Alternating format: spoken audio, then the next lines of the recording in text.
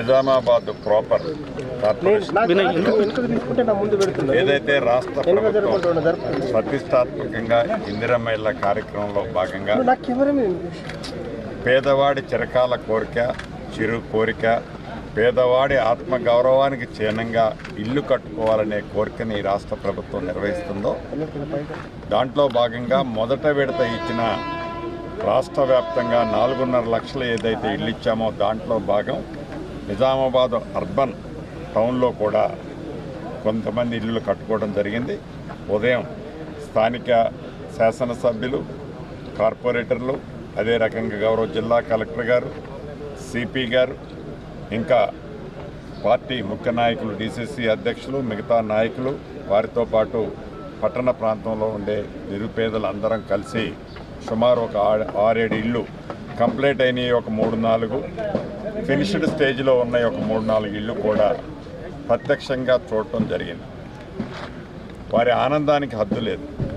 ఎందుకంటే మేము ఇల్లే కట్టుకుంటాము అనే ఆలోచన గత ప్రభుత్వంలో మిస్ అయ్యాం.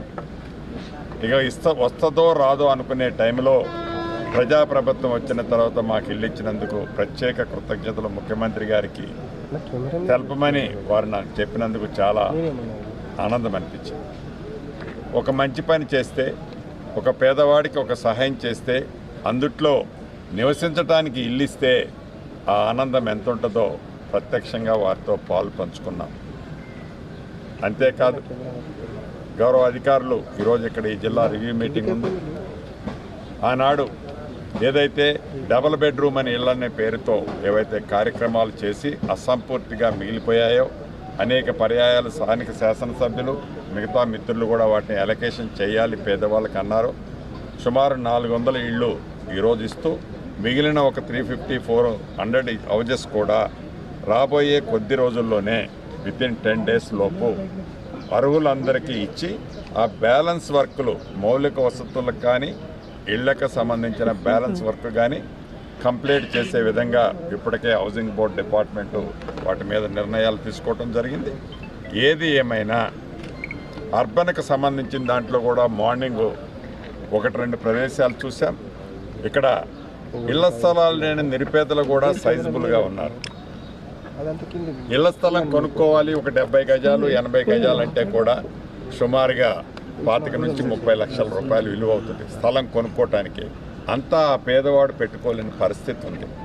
దాన్ని గమనించి ఏదైతే హైదరాబాద్లో ఇందిరమ్మ టవర్స్ ఏర్పాటు చేస్తున్నామో అదే పద్ధతిలో ఇక్కడ కూడా నిరుపేదల కోసం వారు నివసించే ప్రాంతంలోనే ప్రభుత్వ స్థలాలు ఇప్పుడే హౌసింగ్ బోర్డుకు సంబంధించింది ఒక 2 ఎకరాలు గౌరవ కలెక్టర్ గారు, అధికారులు చూపించడం జరిగింది.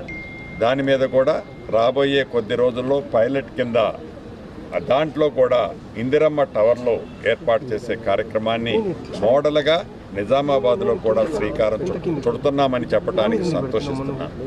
ఇది ప్రజాప్రభుత్వం. ఈ ప్రజాప్రభుత్వంలో పేదవాడి ఆత్మగౌరవానికి చిహ్నంగా ఇల్లు అనే కోరిక రాష్ట్ర వ్యాప్తంగా, అది పట్టణ ప్రాంతం కానీ, పల్లెల్లో కానీ, వాడల్లో కానీ, ఏదైతే గూడెల్లో కానీ, తండాల్లో కానీ రాష్ట్ర వ్యాప్తంగా పేదవాడి కళ నెరవేర్చే దాంట్లో ఈ ప్రభుత్వం ఇళ్ల విషయంలో ప్రత్యేకమైన శ్రద్ధ, రాష్ట్ర ఆర్థిక పరిస్థితి బాగలేకపోయినా ఇల్లు ఇవ్వాలన్నది ఈ ప్రభుత్వం యొక్క ఆలోచన. ఇల్లు ఇచ్చి తీరతాము. 2వ విడత కూడా 2.5 లక్షల ఇల్లు ఇచ్చాం. హైదరాబాద్లో 1 లక్ష ఇల్లు అన్నీ కలిపి 2 విడతల్లో ఇచ్చింది ఇప్పటి వరకు 8 లక్షల ఇల్లు. రాష్ట్ర వ్యాప్తంగా సుమారు 2 లక్షల ఇల్లు పైచీలకు ఇప్పటికే కంప్లీట్ అయ్యాయి. మిగిలిన ఈ వివిధ దశలో ఉన్నాయి. 2వ విడతలో కూడా ఇప్పుడు యుద్ధ ప్రాతిపదిక మీద బెనిఫిషరీస్ని ఫైనల్ చేస్తున్నాం. ఈ 2 సార్లు ఇచ్చి అయిపోయింది అని చేతులు దులుపుకోం. పేదవాడి కష్టం తెలిసిన ఈ ఇందిరమ్మ ప్రభుత్వంలో 3వ విడత ఇస్తాం, 4వ విడత ఇస్తాం.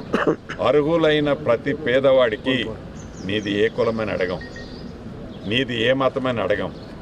చివరికి నీకు ఇల్లు ఇస్తే మా ఇందిరమ్మ పార్టీకి ఓటేస్తామని కూడా అడగం. మాకు పూర్తి నమ్మకము, విశ్వాసము మాకుంది. ఆ పేదవాడికి, ఆ పేద పెద్దమ్మకి, ఆ చెల్లెమ్మకి ఇల్లు ఇస్తే మనస్ఫూర్తిగా ఇల్లు ఇచ్చిన వారిని ఆ అవ్వ దీవుచ్చుద్దనే నమ్మకము విశ్వాసము మాకుంది. కాబట్టి కులాలు మతాలు పార్టీలకు అతీతంగా పేదవాడు అయ్యుంటే చాడు తన ఆత్మ గౌరవానికి చిహ్నంగా ఇల్లు ఇవ్వాలన్నదే ఈ ప్రభుత్వం యొక్క లక్ష్యం. సార్ గతంలో డబుల్ బెడ్రూమ్ ముఖ్యం కాదు, పేదవాడు అయి ఉండాలి, అర్హుడై ఉండాలి.